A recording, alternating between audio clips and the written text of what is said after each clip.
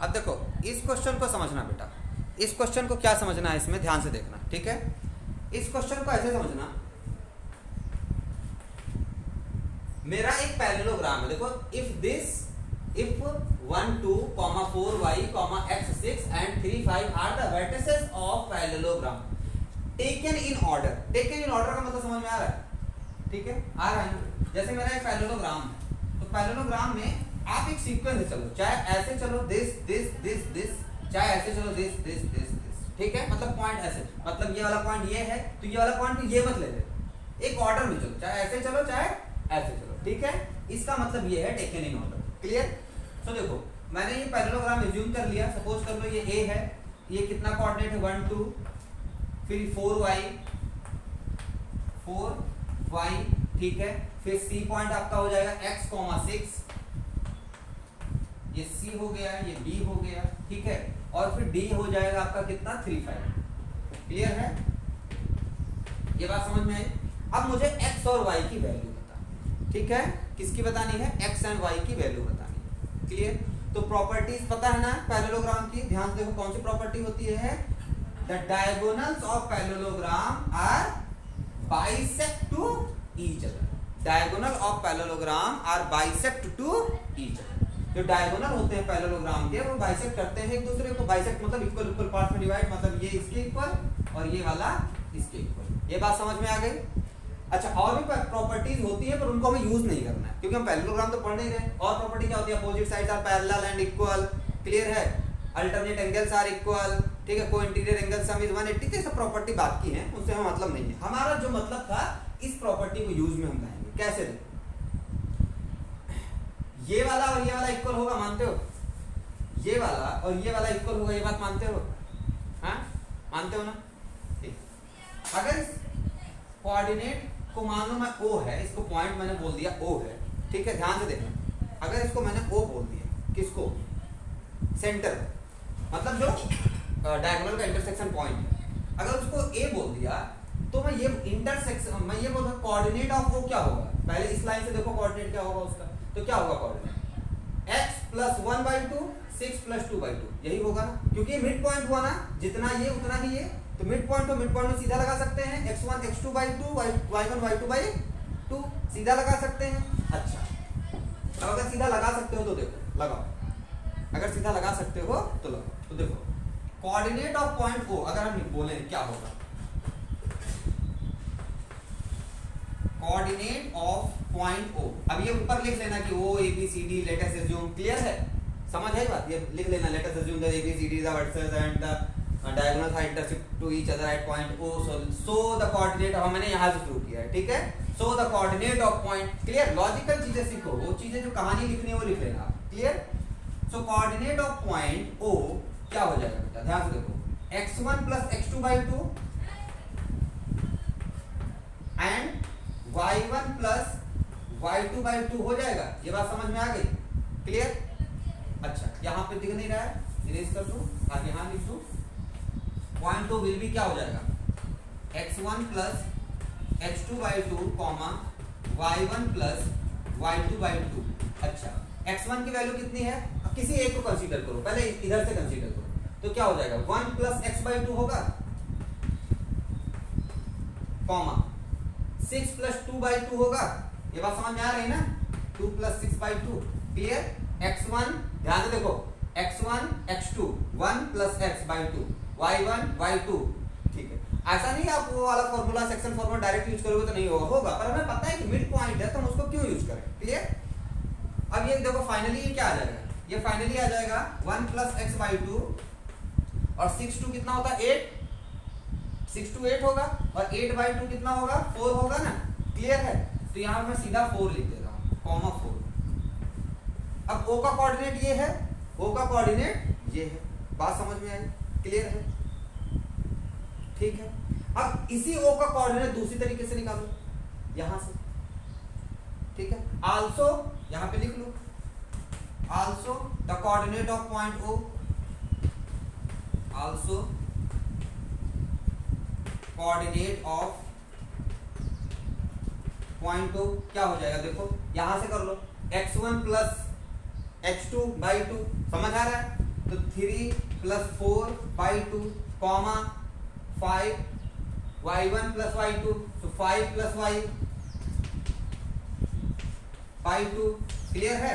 तो ये कितना हो जाएगा 4 3 7 बाई 2 और ये वही रह जाएगा 5 प्लस y बाई 2। बात समझे? तो देखो ओ के कोऑर्डिनेट हमने दो तरीके से निकाले, एक तो हमने इस डायगोनल से निकाले वो भी मिड पॉइंट होगा और इस डायगोनल से निकाले वो भी मिड पॉइंट होगा, क्योंकि ये इसके इक्वल, यहाँ भी m1 m2 1 1 हो जाएगा, यहाँ भी m1 m2 1 1 हो जाएगा, तो मिड पॉइंट हुआ, तो सीधा x1 + x2 y1 + y2 वो वाला फार्मूला लगाया। क्लियर है? यहाँ तक की बातें समझ में आई? अब ध्यान दो, यहाँ पे जो ध्यान देने वाली बात है, ये वाला कोऑर्डिनेट भी O का है, समझो, और ये वाला कोऑर्डिनेट भी O का है, ये दोनों कोऑर्डिनेट O के ही हैं। क्लियर? अच्छा, दोनों कोऑर्डिनेट O के ही हैं, एक ही पॉइंट के दो कोऑर्डिनेट है, ये दोनों तो इक्वल होंगे, ये दोनों तो इक्वल होंगे, तो इसका मतलब ये वाला इसके इक्वल हुआ कि नहीं हुआ, और ये वाला इसके इक्वल हुआ, यानी कि इसका x कोऑर्डिनेट इसके x कोऑर्डिनेट से, इसका y कोऑर्डिनेट इसके y कोऑर्डिनेट के इक्वल होगा। बात समझ में आई? तो नाउ कंपेयरिंग द कोऑर्डिनेट्स, ठीक है, क्या किया मैंने, इसको और उसको कंपेयर कर लो, इक्वेशन बना दो, ठीक है, इसको 1 बोल दो, इसको 2 बोल दो। क्लियर है? On comparing the coordinate of equation 1 and 2, या ऐसा लिख दो on comparing the coordinates of O। ठीक है, तो ऑन कंपेयरिंग इक्वेशन ना भी बनाओ तो भी चलेगा, ठीक है, मत बनाओ, ठीक है। देखो, on comparing x coordinate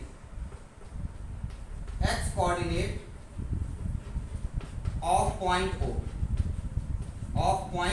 O का x कोऑर्डिनेट कंपेयर किया तो क्या होगा, देखो 1 plus x by 2 is equal to किसके इक्वल आएगा, 7 बाई 2। ये बात समझ में आ गई? आई ना भाई? ये भी O का ही कोऑर्डिनेट है, ये भी O का कोऑर्डिनेट है, तो इसके x और इसके y तो बराबर होने चाहिए, एक ही पॉइंट के दोनों कोऑर्डिनेट हैं। तो 1 plus x by 2 is equal to 7 by 2, तो ये वही मैंने किया, 2 को 2 से कैंसिल कर दिया। अब 1 plus x is equal to 7, ठीक है, तो x इज इक्वल टू क्या आ जाएगा, 6। समझ में आ रहा है? x इज इक्वल टू 6, 1 इधर गया, सब्ट्रैक्ट हो गया। अच्छा, अब साथ में ये भी कहानी लिख लो यहाँ पे, ठीक है, तो x की वैल्यू तो पता पड़ गई, हमें x निकालना है और y भी निकालना है, ठीक है। तो अब हमने जैसे x कोऑर्डिनेट को कंपेयर किया, वैसे ही y कोऑर्डिनेट को भी तो कंपेयर कर सकते हैं। समझ आई बात? सो ऑन कंपेयरिंग, मैं यहां लिख रहा हूं, ठीक है, ऑन कंपेयरिंग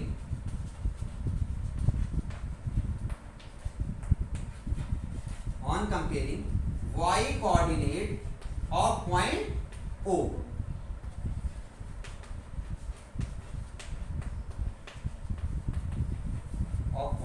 ठीक है, बात समझ में आई? तो देखो, ये इसके इक्वल होगा, बात समझ रहे हो? तो मैं बोल सकता हूं 5 plus y upon 2 is equal to 4।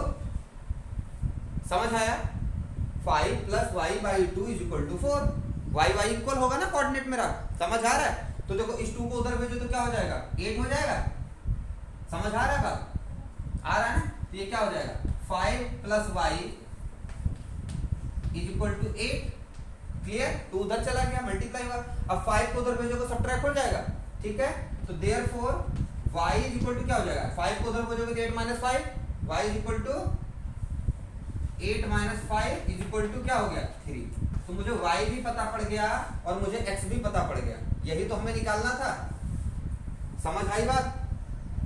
ठीक है, देयरफॉर क्लियर? समझ आया? कैसा लगा ये क्वेश्चन? अच्छा लगा?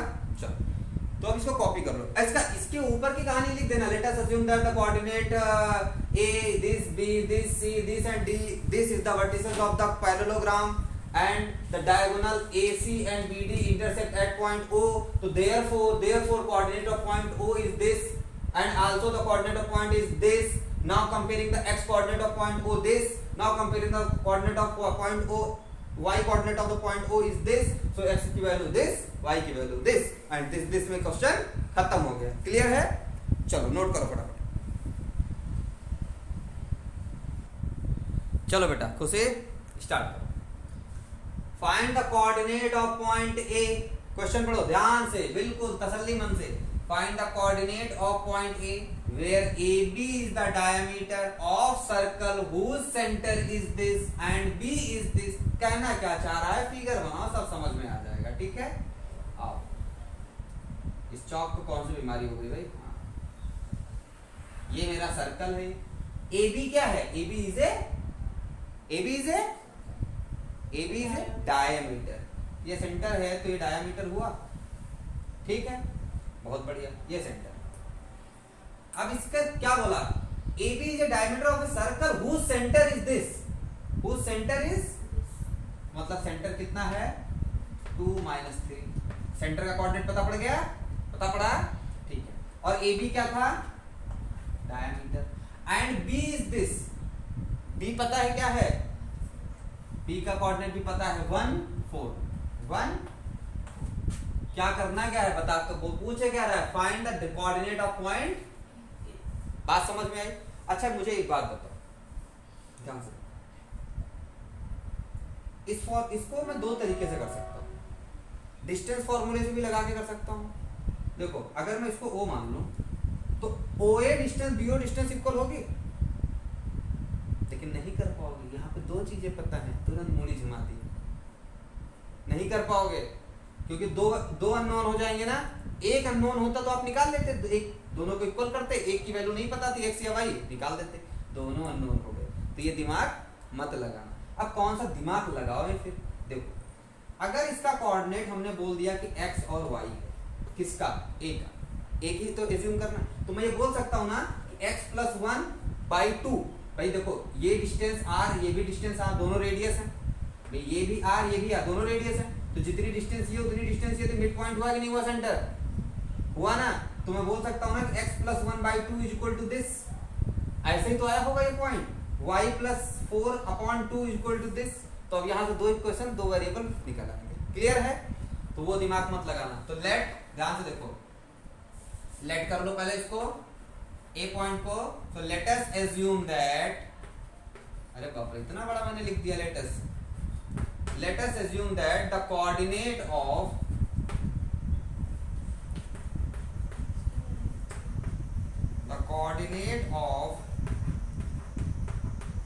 पॉइंट ए बी क्या? X Y. बात समझ में आ गई? सो अब ध्यान से देखो, O is the mid point of A B. O क्या है? मिड पॉइंट है ना। O is the mid point of A B. A B का मिड पॉइंट है वो, क्लियर है? सो देयरफॉर क्या बोल सकते हैं हम कि x + 1/2 = दिस। क्लियर है? तो मैं बोल सकता हूं, ऐसे तो निकालते थे मिड पॉइंट कैसे निकालते थे? 2 = x1 + x2। तो क्या है? x + 1/2। समझ आया? x की वैल्यू निकाल दो। 2 2 जा 4, 4 से 1 जाएगा 3। बहुत बढ़िया। इतना 1 को इधर भेज दो तो क्या हो जाएगा? 4 - 1 = x। तो ये कितना हो जाएगा? 3 = x। यानी कि मैं बोल सकता हूं x = 3। बात क्लियर? पढ़ गए पल्ले? आल्सो -3 = y1 + y2, मतलब y + 4/2। तुम यहां से क्रॉस मल्टीप्लाई करो तो क्या हो जाएगा? y + 4 = -6। भाई यहाँ 1 किया, क्रॉस मल्टीप्लाई किया, ठीक है। तो y = क्या हो जाएगा? -6। 4 उधर चला जाएगा तो -4। तो y = -10। और आपको फाइंड क्या करना था? कोऑर्डिनेट ऑफ ए को क्या एज्यूम किया था? एक्स वाई एज्यूम किया था। एक्स भी पता पड़ गया, वाई भी पता पड़ गया। तो आप कहानी लिख दो, देयरफॉर, बस हो गया, क्वेश्चन खत्म। Therefore the coordinate of point A X Y = what? 3 - 10। 3 - 10। समझ में आ गया? क्लियर? चलो नोट डाउन करो फटाफट।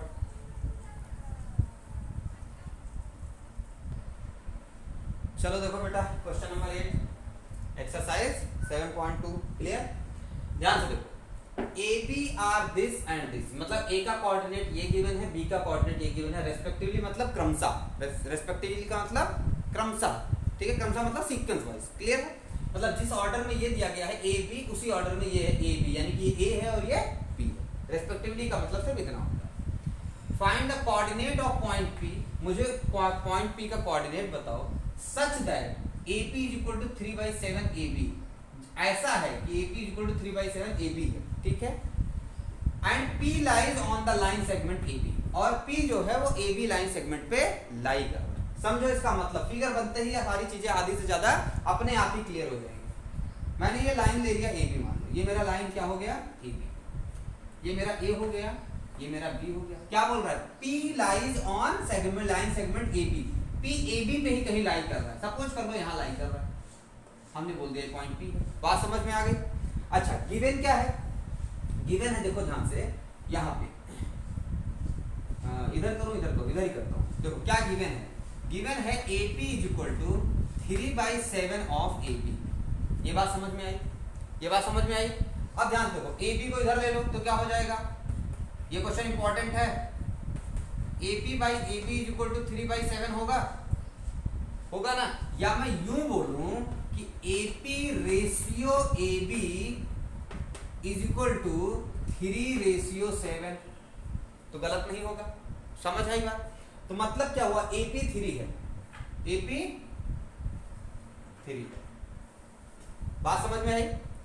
और AB कितना है, AB यानी कि यहां से यहां तक कितना है 7, टोटल 7 है, AP 3 है, तो PB कितना हो जाएगा 4 होगा ना, क्लियर है, तो ये 4 हो जाएगा। बात समझ में आई। अब ध्यान से देखो, तुम्हें क्या फाइंड करना है, P पॉइंट फाइंड करना है ना। A पता है कितना है, A पता है ना -2 और B भी पता है कितना है 2 -4। बात क्लियर हुई, हो गई क्लियर। A भी पता है, B भी पता है, M1 भी पता है, M2 भी पता है, P का कोऑर्डिनेट नहीं आ जाएगा। Let us assume that the coordinate of point P is XY, clear. So यहां से निकाल दो, ये हो गया, तो यहां लिख दो therefore PB is equal to AB minus AP is equal to 4। बात समझ में आ गई, क्लियर है। So M1 is equal to 3 and M2 is equal to 4। बात क्लियर, समझ में आ गई। अब आगे कहानी कर लो। लेट अस अज्यूम दैट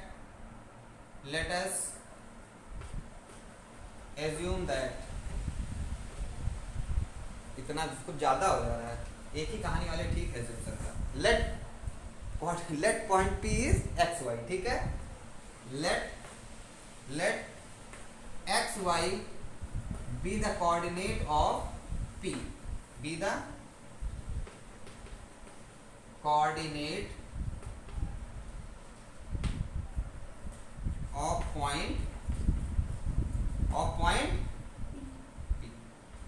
तो अभी देखो M1 पता है, M2 पता है, X1 पता है, X2 पता है, X1 X2 Y1 Y2 सब पता है ना। ये X1 हो जाएगा, ये Y1 हो जाएगा, ये तुम्हारा X2 हो जाएगा और ये Y2 हो जाएगा। ये बात तो समझ में आ गई ना, क्लियर। छोटा छोटा लिखा है पर अपने को तो समझना है केवल, ठीक है। अब ध्यान से देखो, अब यहाँ से कोऑर्डिनेट निकल आएगा, x का कोऑर्डिनेट यहाँ से, अगर इसको हमने क्या सपोज कर लिया, xy सपोज कर लिया है ना, और इसी का कोऑर्डिनेट चाहिए, ठीक है। समझ आई बात, क्लियर। तो देखो x इज इक्वल टू क्या हो जाएगा, x इज इक्वल टू हो जाएगा m1 x2, वही फार्मूला लगाएंगे, m1 x2 plus m2 x1 upon m1 plus m2। बात क्लियर। अगर मैं इसको यूं बोलूं कि m1 कितना है 3, m2 कितना है 4, तो m1 है 3, x2 कितना है 2, बात समझ में आ रही है, प्लस m2 कितना है, m2 मेरा 4 है और मेरा x1 कितना है -2 और अपॉन कितना हो जाएगा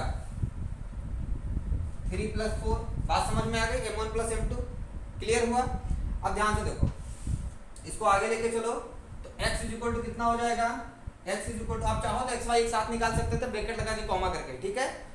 अलग अलग इससे निकाल रहे, बोर्ड पे प्रॉब्लम हो रही है, ठीक है। अब ध्यान से देखो, ये 3 × 2 = 6 हो जाएगा और ये 4 × 2 = -8 हो जाएगा। बात समझ में आ रही है। और अपॉन कितना हो जाएगा 4 3 7 हो जाएगा।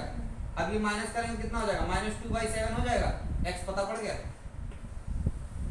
x पता पड़ गया ना, पता पड़ गया। अब y निकाल लो, y इज इक्वल टू क्या होता है, m1 y2 plus m2 y1 upon m1 plus m2। बात क्लियर? तो y इज इक्वल टू क्या हो जाएगा, m1 की वैल्यू 3, y2 की वैल्यू -4, m2 की वैल्यू 4, y1 की value -2 upon 3 plus 4 m1 plus m2। देखो y की वैल्यू क्या आ जाएगी, 4 3 जा -12 और 4 2 जा -8 अपॉन 7 इज इक्वल टू क्या हो जाएगा, 12 और 8 20 हो जाएगा, -20/7। y की वैल्यू भी पता पड़ गई। तो पॉइंट पता पड़ गया ना, p कितना है, x y, x कितना है ये और y कितना है ये, ठीक है। तो therefore p is equal to, therefore p x y is equal to कितना हो जाएगा, लिख दो यहाँ पे -2/7 कॉमा -20/7 आंसर। ठीक है, समझ आ गया? फटाफट कॉपी करो।